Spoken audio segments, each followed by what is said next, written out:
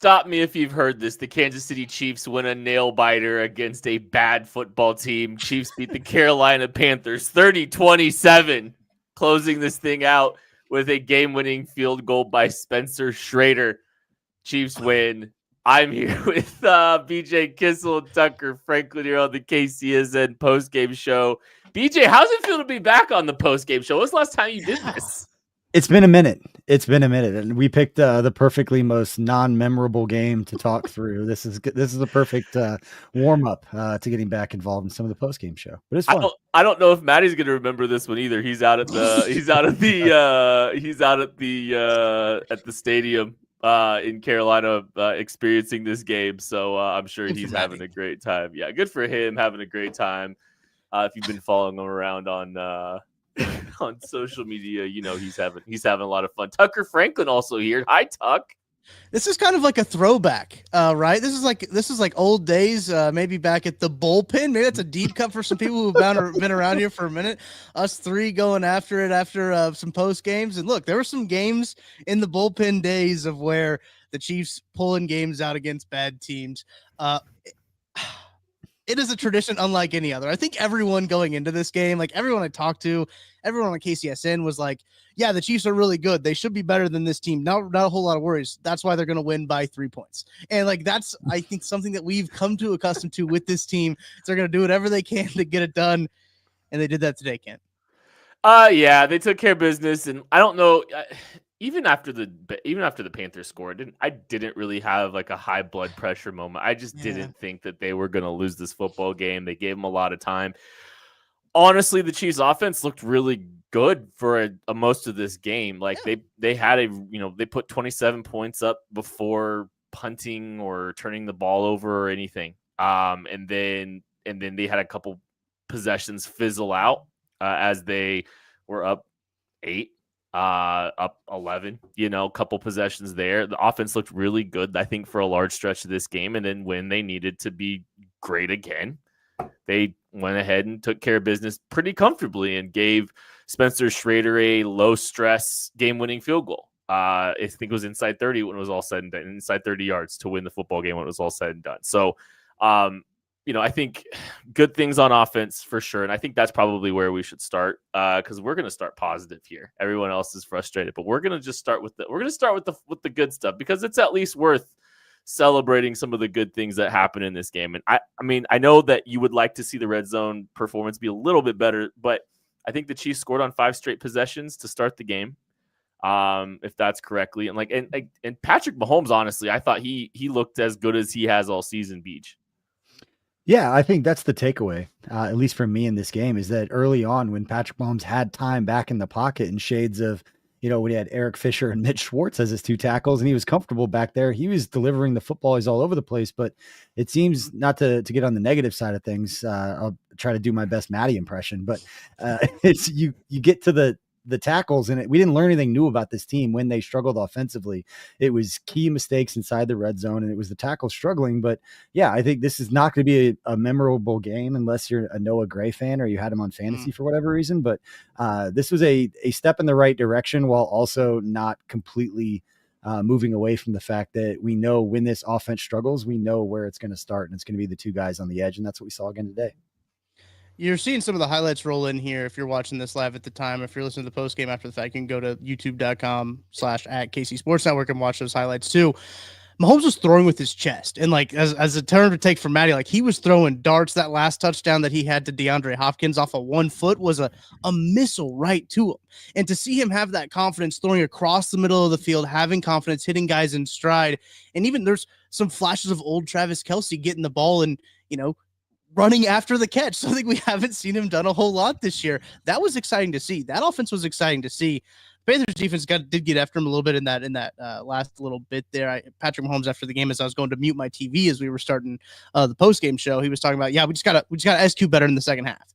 And I think that's really what it comes down to, is a little bit of execution there. Yeah. Go ahead, Kim. Oh, sorry, you cut out for a second, so I just didn't know if I needed to jump in there for a minute. But no, I think execution's got to be better, towards the end. And like maybe they got a little bit comfortable, maybe they weren't in their bag as much. They were, trying to manage this game to close this thing out. Like, hey, look, you try to show as little as you possibly can to try to win these football games. And the Chiefs were in a very advantageous, comfortable position at that point in the game, right? Like they put themselves in a good spot. They were up 11, very Andy Reid to try to manage the rest of that game. And things got a little bit interesting, and Andy, I think, wanted to trust his defense. And we will talk about that for sure here in a little bit. But when this team needed it and when this game was pretty close and all that kind of stuff, the offense, I thought, did some really, really good things. Like just a ton of success. I think just outside of, a couple possessions really there. Like, yeah, Patrick Mahomes, 27-37, 269 yards, 3 touchdowns. The ground game was excellent today. I think we had 9 different guys catch a pass in this game. The ball is being moved all over the place. I think there was, if you're looking for like, hey, look, when this team needed it, they were good offensively. This was a step forward. I think even though there was some struggles in pass protection for this team, I really do think this was a step forward. Yeah, I would agree. I see the comments coming in, and there's just a lot of it. Everything has to be perfect or the worst thing that we've ever seen. And it's always going to be the reason that the team is held back. I mean, this goes back to last year or 2 years ago with the punt return. We couldn't find anybody who's going to catch a punt return. It was fumble all the time. That was the reason that we were going to be held back. We didn't learn anything new. The defense is going to struggle when it's a big moment. They're going to throw at Najee Johnson, and he's going to be generally in the area, but he's not going to make a play. We haven't seen him do it yet. And we want to believe that's going to happen, but that's the margin of error of beating the Chiefs is you got to attack. And we've seen it happen a few different times. The same thing with the tackles. Our offense looks pretty good when the tackles are decent, but pretty good is Kareem Hunt getting a 10-yard run when Isaiah Pacheco would get 25. And we've talked about that. I know, Kent, you've made points about that. You're just missing the explosive part of the game. We saw it a couple of different times, even on the chunk plays that Kareem Hunt got. The one of them in the first half where the defender made the tackle in open space, it's a touchdown if it's anybody else that can break a tackle right there. So yes, it's a positive, but at the same time, there are things that are making this offense have to work a little bit harder than we want them to. And they don't have the margin of error to continue going down because somebody's going to get a penalty. The tackles are going to get either completely beat off the line or they're going to grab and hold when there's any kind of an issue. I want to bring this comment up from Jared Steele here. Real analysis, please. You guys should not be happy. I don't know if our tone is happy. I just think here's the thing, Jared, that there's not a lot here that we learned from this game. So if you really want to dissect this game, yeah, the tackles didn't play well. Well, we already knew the tackles were kind of having some struggles, and they brought in DJ Humphries, and and the defense didn't play very well with Najee Johnson and Shamari Connor sometimes. Yeah, we kind of already knew that, though, right? Like we know what the problems are for this team, and look, it feels like we're harping on that, right? We keep saying the same thing over and over when we talk about this team. But it's just one of those things where, yeah, I mean, overall, they didn't turn the ball over. That's a positive. It's a good thing. I don't think that we're necessarily happy with how this game ended. The Chiefs won, and they showed again how they know how to win football games when it matters. And I think that's something that you could take away from this game. But I just think that we know what this team is at this point. Well, let's be very clear here. We're not going to spend the whole show being overly positive and optimistic about everything. There are a ton of things that are worth addressing this game, but it doesn't feel appropriate to just hammer on those. The second this team got out of Carolina with a win, they're 10-1.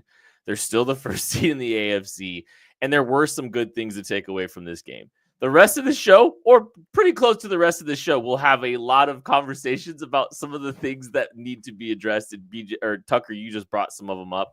And honestly, I think if I'm going to be honest, that's about where the positives end, right? This team scored on the first 5 possessions. They did some good things. They had a couple possessions kind of kill them. And then, yeah, they had to go into their bag and take care of business to close this thing out. If we want to go ahead and move on, we've gone 10 minutes without being overly critical of all the things that are potentially things that could keep them from winning the Super Bowl. And we can just jump into those right now, honestly, because I think go. No, I was just going to say the other part of this is we know what the Chiefs have to be to get to where they want to go, which is what we saw last week. We saw the margin of error of them not playing well against the other best team in the AFC, and they lost. So like, yeah, they need to get better to be able to go win that game, but they've played every other quality team in the AFC with these issues, with these other teams having their own issues. That we talked about it before, there's no boogeyman out there for this team. So we could sit here and say, these are the reasons they're going to get blown out by such and such, or they can't win without such and such.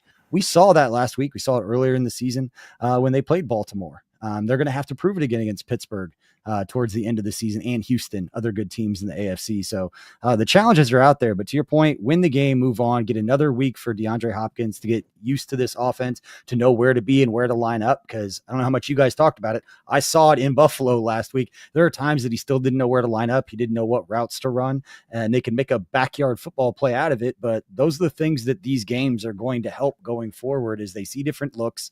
They get more experience out there with those guys, and they get 1 week closer to Isaiah Pacheco coming back, Charles Omenihu getting back in the mix. All those things are going to get this team playing their best football towards the end of the season. So that's where I'm coming from, and not being overly optimistic about everything. It's just, this is one chapter in this very long book. This chapter, I was never worried about this game, for as bad as they were playing and annoying it was.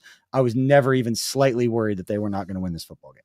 This is how this feels like how they play against all these bad teams all the time. Like, this is how it feels like they take care. Like, this is how they do it. Mike Kelly, Andy went on cruise control midway into the second half. I do think there's some truth to that, but honestly, I think it was like, all right, we're up 11. We're not going to, show too much anymore. We're going to try to just get out of Dodge with this game, and we trust our defense to be able to take care of business. And they didn't, like, I think that's ultimately like one of the things, like, we can get back into the pass pro in a little bit, because like, I think DJ Humphries needs to get ready as quickly as he possibly can, because they badly need him. Wanya Morris had a horrendous day, and they need DJ Humphries to be a guy that can kind of replace Wanya, because that was not particularly good. And we can get back to that in a little bit. But hey, look, I think Andy Reid over the last 2 years has trusted his defense. Like, that's been one of the things. Justifiably so, by the way. Yeah, and justifiably so last year, and justifiably so before Jalen Watson's injury. Right. Yeah. They were pretty good. They've been awful since Jalen Watson was injured, and there's a very simple formula, and every team is following it now. Steve Spagnuolo's blitz packages are tremendous. However, when you're playing a lot of man coverage, what teams have figured out is that you can throw an out route from the slot anytime you want it against the blitz. And we're going to throw, or we can throw outside against Najee Johnson anytime we want to at any given point. Those are the two things that are happening right now that teams are just going to continue to spam. They're just going to continue to hit the spam button on that. They're just going to just over and over and over again, and the Chiefs are not going to have any answers. Because so here's what happens when you're in man coverage, right? And you're running a vertical with your outside receiver, the back of your cornerback is turned. Okay. So you're not getting any help there. The safety's playing with inside leverage, and the safeties for the Chiefs just have not been able to cover. Justin Reid has not been able to cover. At a high level, like, he makes it competitive, but like nothing that is, he's not going to break up that dig on 3rd and long. Right. Or the out route. And so the Chiefs are getting beat on out routes at the sticks anytime a team wants them to. That's been the answer the last 2 weeks. So the Bills did it to them last week. The teams have been starting to do that a little bit more with them, I think, the week before. And that's what's happening again. The Panthers' game plan was, we're going to throw these out routes on 3rd down, and against this blitz, it's gonna work. And I'm not going to say Bryce Young was blind trust throwing these things, but like a couple of these, like, he's getting pressure in his face, and he just knows where he needs to throw the ball. He knows the route he got, and credit to him, makes some great plays. But that was, it's happening at remarkable consistency now. Mm-hmm. On the big 3rd down that Charles Davis said that it was hyperbole, saying he was the best throw of Bryce Young's career. I'm not sure it is hyperbole. Like, that was a phenomenal throw with 2 dudes in his face and man coverage, and he had very little wiggle room for error on that throw. So sometimes you just give the other team credit. And that's why it was some of the plays with Najee Johnson that I was the first one in the Buffalo in the group text saying, what is going on with 13? They're always going after him. Every time. But a couple of those plays, he's right there, and they're phenomenal throws. It's a 50-50 ball, and you want to see him make a play. But while we're talking about 13, Trent McDuffie is still one of the best cornerbacks, but he's given up some plays that he's right there for as well. He's made some, but it seems like he's given up a few more plays than we've come to expect from him, over the last couple of years. Well, that's part of the problem with that is for him, he's a great cornerback with some, length issues. And so like it shows up a lot when he's trying to play against bigger cornerbacks. He doesn't have the arm length to contest at the point of, at the point of catch. And that shows up a lot. And so he's having to play more outside corner. He's basically resigned to the outside cornerback position, which means he's going to be in those situations more than he might where he's moving around a little bit more in the slot. But the Chiefs don't have the luxury to move him around like they did last year. Right. They can't do that this year. And because they don't have outside cornerback depth to be able to do it. He's cornerback one on the outside. He's cornerback one in the slot, but they can't use them there because they don't have the outside cornerback depth because Joshua Williams has somehow fallen from grace from this organization and can't see the field on defense. This team is resigned to giving Najee Johnson every opportunity to be the cornerback 2 on this team at this point in the season. And I mean, things unravel a little bit. Like things have unraveled a little bit here with the secondary. Like that's the truth. Like Trent can't be flexible at all. And now you've got, Jalen Watson's injury. Like they've lost flexibility in their secondary to be able to do what they want to do. Who would have thought the Jalen Watson injury would be the one that we couldn't make up? I know you guys talked about it last week. I know Tucker, you and I talked about it offline. Yeah. I'm going to comment on one of the crew, Ruben DeCruz here with the comment. Say BJ, was that a pass interference on the Xavier Worthy play? Those are not the ones that I'm going to complain at, those 50-50 balls, because you could make a case that just about every ball that's in the air you could call illegal contact on. That's the penalty for me, where it's not necessarily the pass interference, it's the legal contact beyond 5 yards. That's not the one. If Chiefs fans, you want to find a play to complain about, the 3rd and goal play or the goal to go play where the right tackle jumped about a half a step early that gave him late in the game with like 2 or 3 minutes left to go. That was the one. But no, I'm not. The 50-50 ball is outside unless it's completely egregious. I'd rather let those guys play a little bit with a little bit of contact. So I want McDuffie to not have that call. So I'm not going to get upset that the 160-pound guy couldn't fight his hands off of. Well, I have an interesting note about just the Chiefs and Panthers matchup history, because I was like, man, it really feels like every time these two teams play, it's a damn close game. Obviously, this is a 3-point game, 30-27. Last time they met, we obviously 2020, that was a 3-point game as well. 31 was a 2-point game, 31-33 in favor of the Chiefs. Back in 2016, the last time the Chiefs were in Carolina, they won 20-17, a 3-point game. And in 2012, when the Panthers were in Kansas City, they won 27-21. So these games against these teams are always close. And I even think at the beginning of the year when we saw this on the schedule, we were like, yeah, Panthers aren't good, but it's going to be a 3-point game. I don't know if it is just like it's just us as Chiefs fans being pessimistic about it, but like every time these teams play, it's a close game. And they don't see each other very often, right? Once every 4 years. And that's the first time they've been in Carolina in 8 years. So it's very funny because I was like, man, it just feels like every time these two teams play, it's close. And it was once again today. They don't blow teams out very often. Like that's just true. And it's just like, this is how the Chiefs do. And I will point you back to the time the Chiefs and the Houston Texans played in 2022, the 1-12 Houston Texans against the 10-3 at the time Kansas City Chiefs, and the Chiefs needed overtime. Yep. They needed overtime to beat the Houston Texans in 2022. Like Jerick McKinnon game. I think it was the Jerick McKinnon game. But it's just like this happens to this team, and it's frustrating to watch. I do think the Chiefs. I really do believe the Chiefs let off the gas a little bit when they got up 2016, and Andy said, "We'll manage this thing, and we'll close this thing out. We'll take care of business. We'll move on. Our defense will do what it needs to do," and it just didn't. And that's the key. And I don't know. We'll see what happens. I think if you're pointing to the playoffs and you're pointing to January and you're saying, okay, Andy Reid wants to trust his defense and he has put an immense amount of trust in his defense. I don't know how much he can trust his defense. in the playoffs the same way he used to. And the offense is potentially going to have to put up 30 points a game in order to take care of business and win some of these games when they matter in January.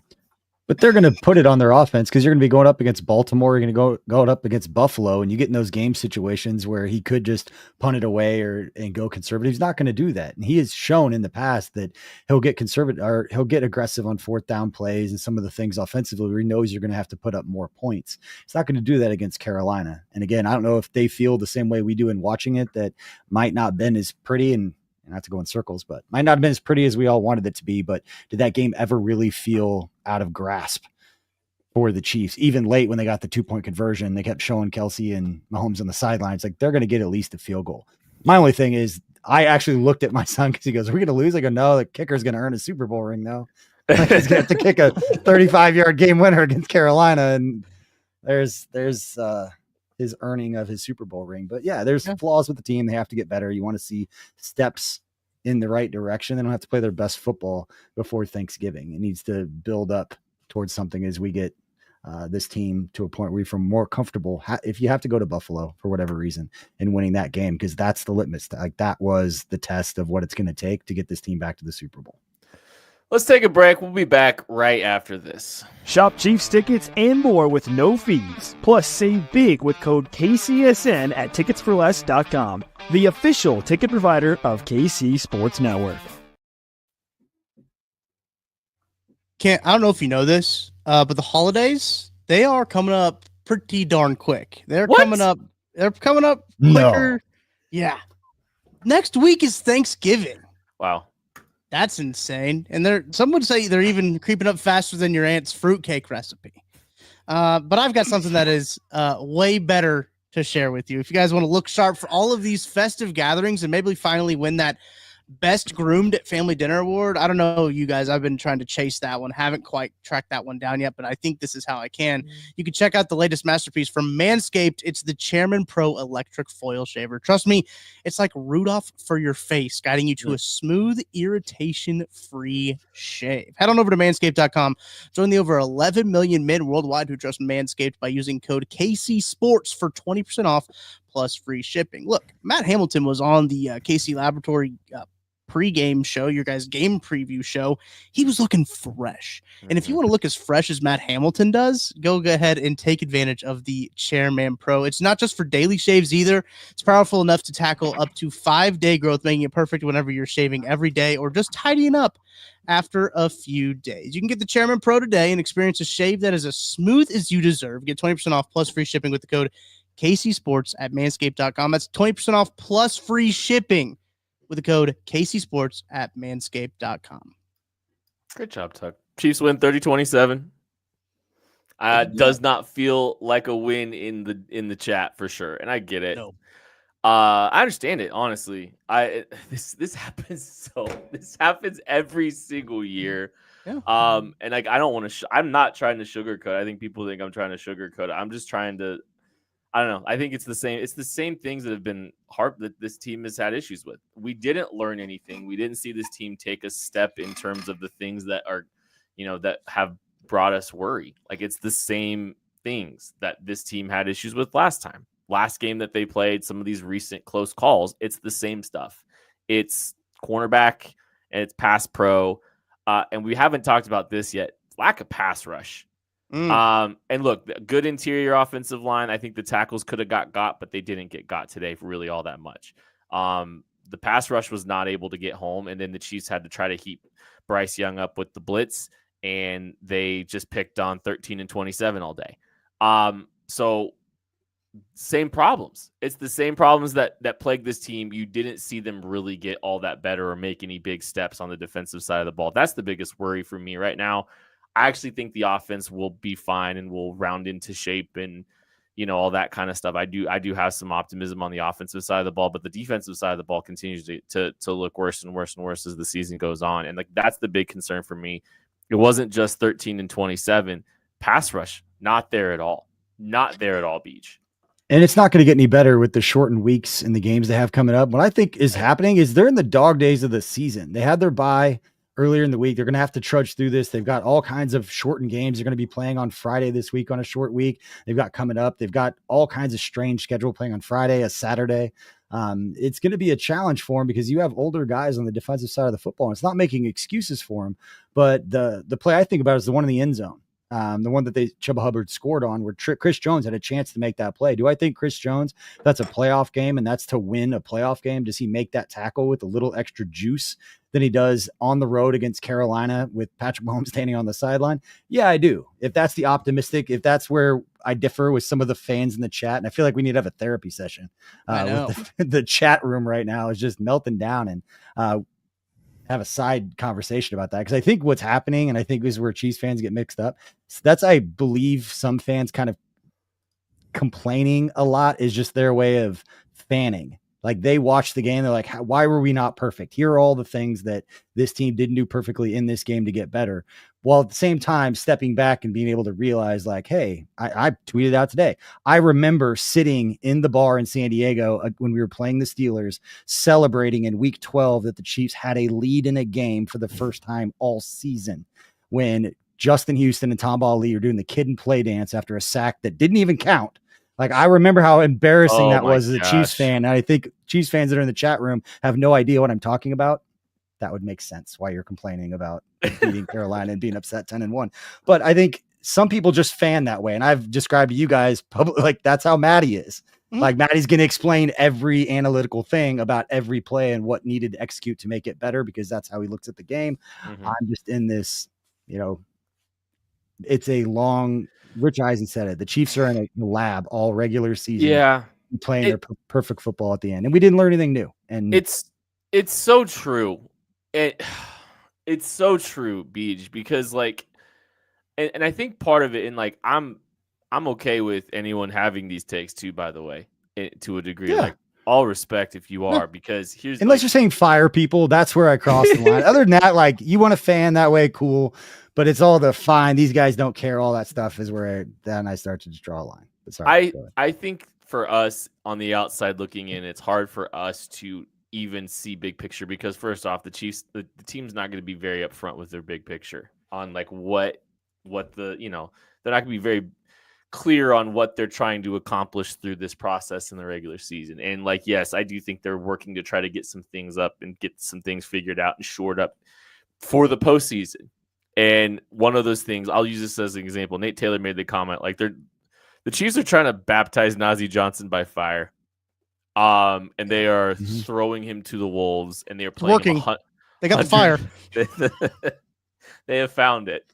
And so they're trying to they're trying to give him looks and try to throw him into the fire and give him a chance to, I don't know if sink or swim is the right word, but they're letting him work through some stuff here, man, and he's going through it. Like, it's bad, man. It's been really bad to watch so far, and very rough. I saw this stat from Charles Goldman. Najee Johnson's led the team in tackles for the third consecutive week. That's not a good thing. By the way, that's not a good thing. No. But they're in the process, right? They're trying to get through things. They're trying to figure some things out. Against Carolina is probably a good place to do some of that stuff, typically. And Andy, hey, look, they were up 27-16, and I didn't close that thing out, didn't take care of business the way they wanted to, and things had to get a little closer than they needed to. But it's hard for us to look at some of that perspective week in, week out, when, this team, I'll be honest with you, this team knows better than anybody probably that their cornerback situation is not great right now. They know that. They know their cornerbacks aren't playing well enough. They will own that. They will admit that. They know about these players. They're harder on these players internally as they're grading them and looking through and trying to improve upon this football team more than us. They're just not public facing with it, right? So they're trying to give Najee Johnson a chance. There's a reason they like him. There's a reason that they don't like Joshua Williams right now. I don't know what, and we're probably never going to know what, but for some reason they're not even giving him the time of day, which is extremely frustrating because we've seen him play good football. But they're letting Najee Johnson figure it out before they throw Joshua Williams back in, and that's surprising. But Howard. I don't want Xavier. I don't want Xavier Howard. I'm sorry. I don't want him. Okay, you can have Najee Johnson then. Yeah. Yeah. I saw a stat as I'm scrolling. I'm keeping an eye on Twitter as like press conferences starters. They haven't started yet, which I kind of think is odd. I did see this stat come through. Andy Reid has had 10 straight 10-win seasons in Kansas City. Wow. That is incredible to just sit back and think about 10 straight 10-win seasons. As you talked about being in the bar in San Diego, BJ, I'm sure you would have killed for that back in San Diego in those days when I was in high school. I hear those stats, and the first thing I always think of is Clark Hunt hopping on his plane and going to Philly and not letting Andy Reid go interview anywhere else. Like, talk about that was the moment. Like, oh, we hired him. Like, the process of hiring him, that's what it took. Like, he got on his plane and met him at the airport before he flew to San Diego and Arizona to interview for those jobs. Changed everything. Yeah, it really did. And Chiefs have reaped the rewards. And Maddie's all of us let's be honest, all of us have reaped the rewards across Chiefs Kingdom, true. being able to brag to people, have moments with family and friends. Like, guys, Maddie Lane has jumped into the chat to provide this analysis. Defensively, he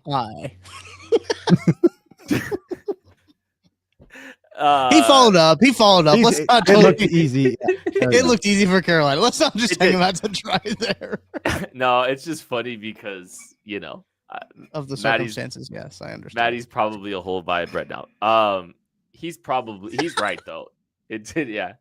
It did look easy for Carolina a lot of times. The pass pro was outstanding for Bryce Young. Bryce Young was doing a good job getting the ball to whoever 13 and 27 were guarding. I do want to see their target, like how many times they were targeted. Justin Reed didn't have a great day in coverage. Like, I think the Chiefs the safeties are being exposed a lot more. The slot players are being exposed more and more as the season goes on. And they're just absolutely picking on them. And yeah, it was easy. I mean, I'm trying to think, just Diggs, outs, that vertical to Leggett was a dime. I don't know how Leggett didn't come down with it. Yeah. Yeah. Matt Verderham and I had this conversation about the defense because it's really interesting when you look at the numbers and like they don't get very many sacks. But they get a lot of pressure, and the pressure rate is high because, Spags is sending all that kind of blitzing. This is the second week in a row where they haven't really been able to get home on sending however many people it is, right? And Kent, you talked about at the top of the show, just like how offenses are kind of seeing the blitzes and seeing the pressures that they're bringing, how they're reacting to it to get the ball out of the quarterback's hands quickly. But I think that's what's so frustrating to see is that there is I think the Chiefs have one sack today. That what they ended with was one sack, which is frustrating when you're paying a guy a lot of money on the interior and you're trying to figure stuff out on, with a draft pick, a first round pick. That's a defensive end. So, I mean, there's a lot of things that go there in the pass rush, and just seeing how Spags is trying to get pressure, and he is getting pressure, but they're just not able to get home, and that is frustrating to see the pressure, but not being able to get home, and that not translating is, I think, sometimes really frustrating for people watching the games. You're like, man, they got guys back there, but they just can't bring them down. I'm concerned a little bit. Not that Spags has been figured out, because that's not the right way, but the Spags is going to have to make an adjustment here, because every team is now exposing the same thing over and over, and they're hitting the same thing over and over, and the Chiefs have not revealed their answer yet to that. And it's not that it's just they know where to attack, and they're doing it every time. And so when they see this pressure, it's just 1, 2, 3, back foot ready to throw an out route. And they're going to throw that thing with the anticipation. They're going to throw it out and see what happens. And credit to Josh Allen and Bryce Young for making these throws. But I'm concerned because this is the best I've ever seen Bryce Young play. He played great. He really did. It's like, who is this guy and what did they do with Bryce Young type of deal? Why? It's very crazy. What was it? And so I think some of it was the Panthers did the same thing the Bills did, and did the same thing I think the Broncos did, is they picked on, hey, we're going to see pressure, we're going to throw out routes. And it's just that's concerning. If what's the adjustment? When do they show that adjustment? Do they just try to work through this thing and give it up consistently for the rest of this? What is it? We'll see. Yeah, and we're going to learn. And we make everything about everything, but we're going to learn about this team. They still have the Chargers, and the last 3 games of their season are against teams that are in the AFC playoff race with the Houston Texans, the Pittsburgh Steelers, and the Denver Broncos. And the last 2 of those are on the road. And so what we need to learn about this team before they get to the playoffs, we will learn. We will learn what their answer for Najee Johnson and Kent, the things that you're talking about. And I think it's send more pressure. I think it's send more guys, because even if Chris Jones gets a pressure and he escapes the pocket, those guys can't plaster for long enough. He's just going to look wherever 13 is at. Like, it's a very easy tendency for them to figure out where we're going to go when the pocket breaks down. So I don't think we're going to necessarily see the answers on the road in a week 13 game against Carolina, but we have prime time key matchups that will determine whether or not the Chiefs have any kind of home field advantage, because this one and the one against the Raiders are the 2 they have to win. The rest of them are difficult matchups that the Chiefs have. Their schedule is not any easier. And Buffalo's, if you want to look at it and start comparing those things, Buffalo's schedule is a lot easier. Buffalo's I want to respond Patriots one thing to like- Mizzou 19, the comment, because mentioned, said you could be happy with the win and the season so far and voice concerns about their potential weakness and inefficiencies. Those things aren't mutually exclusive. Some would say you're gatekeeping BJ. I don't know if I didn't articulate that correctly. You literally just described Matty Lane, who's one of the top analysts on our network, that he's going to talk about all the things that he sees that are wrong with the team, what's going on in any individual game. And that's completely fine, because he knows at the end of the day, still talking about a 10-1 football team, back-to-back Super Bowl champs. Where I don't have the gatekeeping, where I don't have the patience, is when all of a sudden people need to get fired. Andy Reid doesn't have it anymore. That very small faction of fans, I don't listen to. Everybody else that wants to talk about the games and all the things into them, awesome. Just wanted to be clear. Sorry. I will say this is also the hardest game to do any conversations about, because this is a bad football team that the Chiefs just played. And, you know, you would hope that they would blow teams out the way that other teams have, and they just flat out didn't do that today. And were the Panthers up because it was the defending champs? Possibly. That's something that happens. Jeff Allen, former Chief, actually played the game with the Chiefs. I keep seeing the media and some of our own fans criticizing the way we're winning. The reality is we're back-to-back champs in a current dynasty. We're getting everyone's best shot. It's like the Super Bowl for other teams. These games are banner moments for them, but no need to worry. This is what playoff football looks like: close wins, championship pedigree. It's a hard line to draw, man. It's a hard line to draw being outside looking in, right? Because I'm not happy. I don't walk away from this game happy at all. I'm not thrilled. I'm not like going, oh, all right, this is fixed. This is fixed. Right.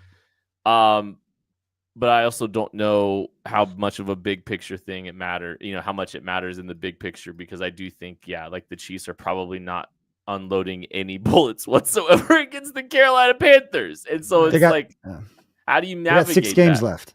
They got 6 games left. The playoffs don't start next week. So they got 6 games to figure it out. And those 6 games are against better teams than this. So all the questions that we have, we're going to figure out answers to. I don't think there were any major injuries. Well, Peyton Peyton had cramps. Calf cramps. Okay. That was it. That was all.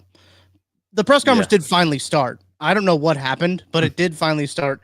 Quotes are rolling in here too. I believe Charles Goldman said on Spencer Schrader, we had confidence. We have confidence in him. He's got a big leg, and he was rifling those extra points in there. They were getting up and out there quick. I did notice that about Spencer Schrader's leg there. He also said about the guys starting fast, a huge emphasis this week. We've got to keep it building on it. We can't take plays away from ourselves. That's very true. I mean, that was a big emphasis, obviously, after they threw an interception on the second play of the game last week. Starting fast was going to be big there. And also on Patrick Mahomes, this is also Andy Reid.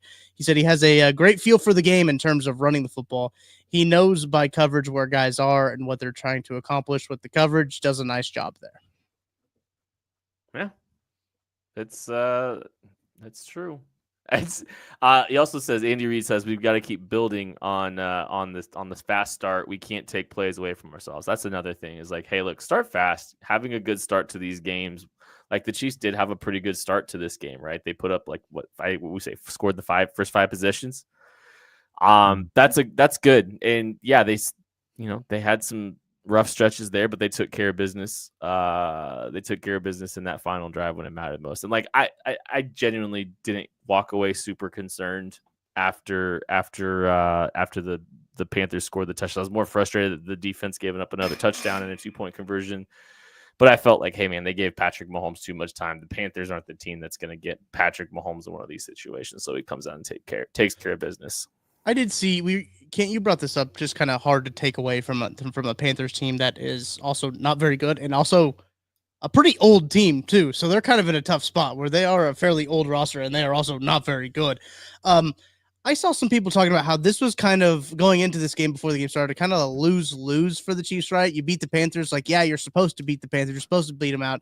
But then if you beat them close, it's just like, well, you should have beat them by more. And I think that outside, when you talk about the outside national media, like that's going to be the perception probably every week that the Chiefs play. If people don't know about the Chiefs by now, but I thought that was interesting when you talk about just this game coming into it. There was already expectations. There's already negative expectations set about this game, no matter what the result was going to be. It just seemed like it was always going to be negative. Yeah. The good news is there wasn't a huge penalty against the Chiefs late in the game that's going to be controversial that everybody's going to be talking about. 19 flags thrown in this game, 10 against the Chiefs, 9 against the Panthers. I believe 91 penalty yards on the Chiefs as well. So refs out there trying, just helping the Chiefs, just 10 flags, 91 yards, got to help the Chiefs out. Chiefs get all the calls, man. They do. They just get all the calls. Kent, what was your biggest takeaway? What do you think you're going to remember about this game, even like 3 weeks from now? Good, bad? What do you feel like was kind of, you're writing the chapter or telling the story of this season and you get a couple of sentences or one sentence for this game. What do you think it's going to be? The most important player in the organization took last week and found a way to have his best performance of the season or one of his best performances of the season. Like, he took care of business. He was on point. He did a great job. He had a great response to, I don't think he was bad last week necessarily, but he came out of the loss playing his best football. So I think that's probably the big takeaway for me is like, I think he had a really, really good game this week. So, and like flashed really good. They put 30 points on the board, and like you're disappointed a little bit with 30 points on the board because you felt like they could have put a lot more on the board and it felt like there was a stretch, right? So I think that's it. I think it's just that the Chiefs, that the best player in the world looked like the best player in the world today. So that was a good response from him. Yeah, I think for me, it's going to be how the offense looked when things were clean in the pocket, right? Like the offense looked good, and they had things going to Noah Gray. Like, I was really impressed with Noah Gray. That might actually be what I take away the most from this. Is it's the Noah Gray game, not necessarily the Noah Gray breakout game, but look, the dude had 4 career touchdowns going into, I think, last week, and he now has 4 touchdowns in the last 2 games. Like, he's playing very well right now. His yards after the catch ability has been something that I've been impressed with. Now, I know his first one didn't have anybody around him, so that's a pretty easy yards after the catch. But I do think that it's going to be one of those games where we see like, okay, this is where Noah Gray is really going to get involved in the offense. And he already has been, but like just really to assert himself in this offense. Yeah, I'm going to agree with Kent that it wasn't just the stats, the numbers. The offense looked comfortable, and Patrick Mahomes looked comfortable in the pocket at times, as well as he has all season long, and the numbers back it up. But especially early in this game, when Patrick Mahomes had time, he could sit back and dissect and pick apart that defense, which is, I think, what all of us really wanted, knowing tackles have to get better. They're going to do things to help. They need guys that can win on the outside a lot quicker if you're going to chip and help, because you have less guys into your pass routes. But again, big takeaway for me in this game is it was one of the most comfortable games I felt watching the offense, because Patrick Mahomes looked comfortable delivering the football around until he didn't. But the good news is when they're bad very quickly. Talking about the tackles. Yeah. They struggle. It's quick.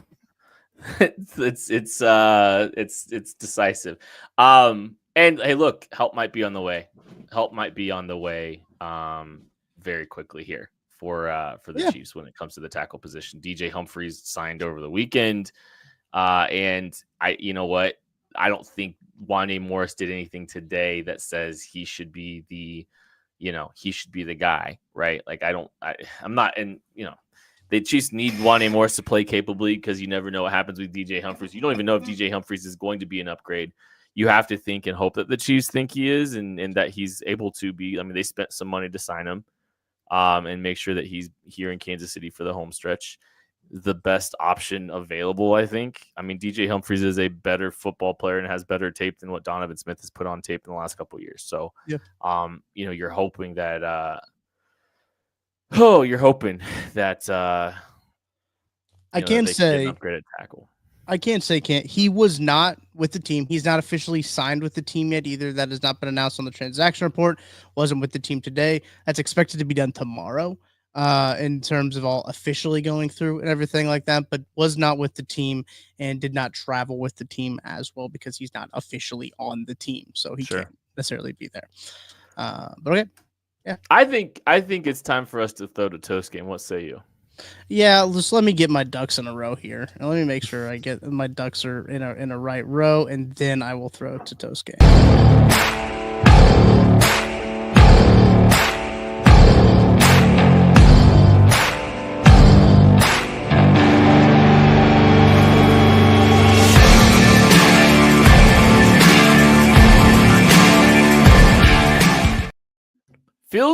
Feels weird to be doing a Toast Game because we've been a couple weeks removed, right? Didn't get to Just do it one. last week. I know, feels weird. Toast Game is as always brought to you by Ben Holiday Bald and Bond Bourbon. I'm always drinking the KCSN Foundation Soft Red barrel pick that we did back in April. It is my celebratory beverage of choice. Yes. But all the products and all the bourbon out there at Holiday is absolutely tremendous. BJ, we're gonna lead things off with you here. What's your Toast Game? Mine's gonna go to Spencer Schrader, the newest kicker for earning his Super Bowl ring today. 3 of 3 on field goals, 3 for 3 on his extra points, getting the game winner. If you would have told Spencer Schrader a month ago he's going to be kicking game winners for the back-to-back Super Bowl champions, trying to win something that's never been done in NFL history, I think he would have taken it. He earned it tonight. Shout out to Spencer Schrader. Love it. Cheers. Oh, Tuck's going straight from the bottle today. Yeah, I lost my cup. I don't know where it went. All right. Well, why don't you tell us? Are you washing it down with? It's got a bullet to wash it down. I love it. What's yours, Tuck? Well, look, anytime there's a game like this against an NFC team that you don't see very often, we always think about just getting in and out of there, right? Take care of business, get in there, take care of business, get out of there. No injuries. So I got to give it a toast to good health. Finished up, had cramps, but who doesn't cramp? Who doesn't cramp? To good health, staying healthy down the stretch. I don't know if the bourbon's going to help the cramps. Well, that was a bigger swing than I thought it was going to be. Anytime you're out with a calf injury, though, it's scary because that can be anything from an Achilles to a cramp.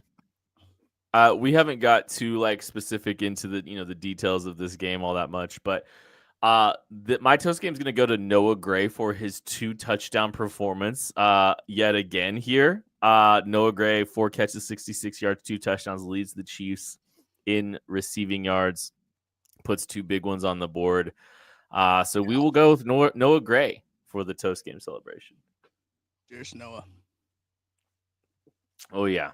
That's the good stuff. Chiefs take care of business. 30-27. They're 10-1. They're playing the Las Vegas Raiders on a Friday. BJ, final thoughts?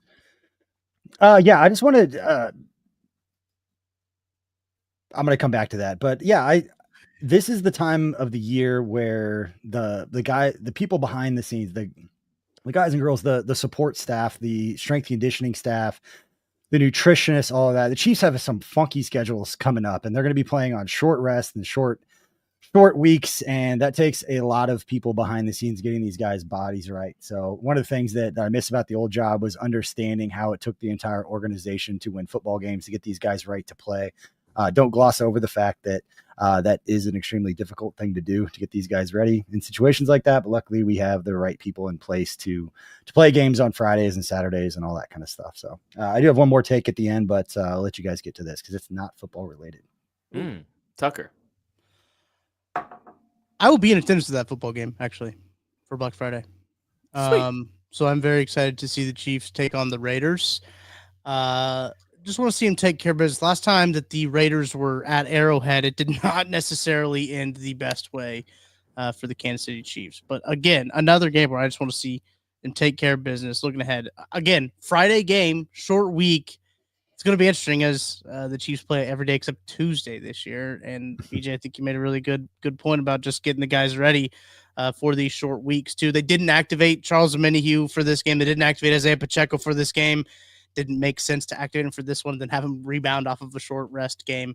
Would like to see those guys back in action as well, see how those injuries progress there. For me, it's this comment from Derek Hernandez. Wait, Maddie's been chief in Carolina this whole time?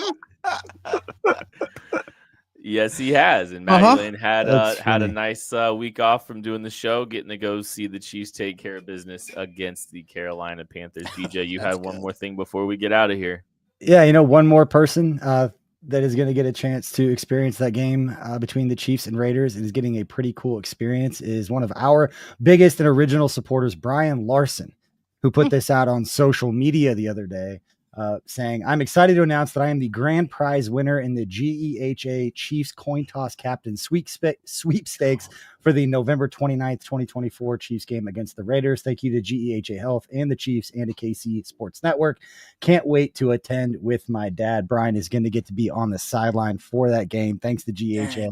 The deal we did promoting, asking you guys to sign up. One of the people supports our network was able to win that and get that experience. So excited to hear from Brian afterwards about what that was all about. But hope everybody out there listening has a phenomenal Thanksgiving, gets a chance to spend some time with family this weekend. I don't you got the kids out of school. Won't be as busy this week. We've got our kids home as well. And it's going to be a whole lot of fun / just an absolute disaster with a 9-year-old and a 7-year-old home for the entire week. What could go wrong? Nothing. I do have something to add about KCSN programming. Things will be different this week a little bit outside of your normal programming. Obviously, Thanksgiving and also the Chiefs playing on Friday. I'm going to make a graphic to put out there so you guys are up to date with what's going to go on at KC Sports Network.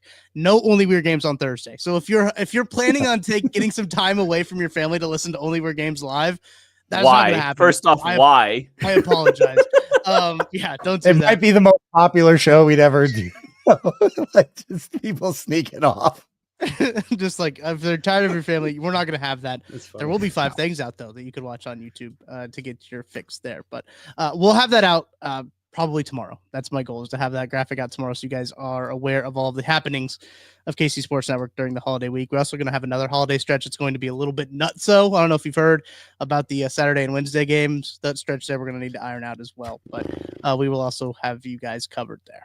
Just wanted to do some housekeeping real quick. Yeah, no, it's it'll be a fun week. I can't wait. I'm looking forward to watching Tommy DeVito on Thursday. Probably There's Cooper Rush. There's Cooper Rush. Also, did you guys? We were going live right when this happened, but the Commanders and Cowboys game, the way that game ended, legitimately insane. We had an onside kick return for a touchdown.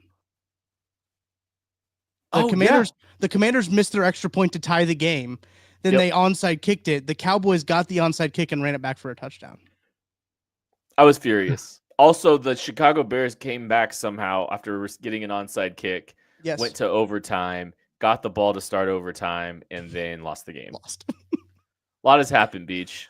You missed some. I try to look at it from a coach's point of view. Like, when would you ever actually return an onside kick? Because wouldn't they just want you to go down because you'd risk fumbling it in a situation where hey, go down and you win a football game? Hey, instincts take over, man. Yeah. These athletes, man. What was the line? I have so many questions. Oh, the Commanders were 10.5 point favorites. Okay, so it didn't matter anyway. Yeah. Did it hit the over? Because of that play? It was like 30-something to 20. What was the defender thinking? That's what I need to know. I think he was thinking, got the ball. Better pounce on it. Or better run. I don't know. Keep running. Maddie Lane says Hooper's hoop. And we're going to close with that. That's going to do it for the KCSN postgame show. Thank you all so much for listening, watching, subscribing. We love you. Appreciate you. We'll catch you later.